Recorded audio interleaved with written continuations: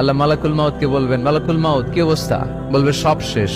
মাইয়াব্বা, কে বাকি? মালাকুল মাউত বলবে জিনেরা বাকি, যাদেরকে দেখা যায় না। আল্লাহ বলবেন জিনদেরকেও শেষ করে ফেলো, রুহু কবজ করো। মালাকুল মাউত আজরাইল জিনদের রুহু কবজ করবে। আল্লাহ এবার জিজ্ঞেস করবে, ইয়া মালাকাল মাউত আখবিরনি মাইয়াব্বা, এবার বলো আর কে বাকি? মালাকুল মাউত বলবে, আল্লাহ মানুষগুলো সব শেষ, জিনগুলাও শেষ, এবার বাকি ইবলিস শয়তান। কে বাকি?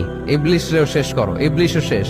আল্লাহ আবার জিজ্ঞেস করবেন, ইয়া মালাকাল মাউতি মাইয়াব্বা, আর কে বেঁচে আছে বলো? মালাকুল মাউত বলবে, আল্লাহ আপনার কথা অনুযায়ী পৃথিবীর সব মানুষের রুহু কবজ করলাম, সব জিনদের রুহু কবজ করলাম, ইবলিসের রুহু কবজ করলাম, এখন আছে শুধু ফেরেশতা। আছে কারা? যাও ফেরেশতাদের রুহু কবজ করো। ফেরেশতাদের রুহু কবজ হয়ে যাবে। এবার আল্লাহ জিজ্ঞেস করবেন, ইয়া মালাকাল মাউত আখবিরনি মাইয়াব্বা।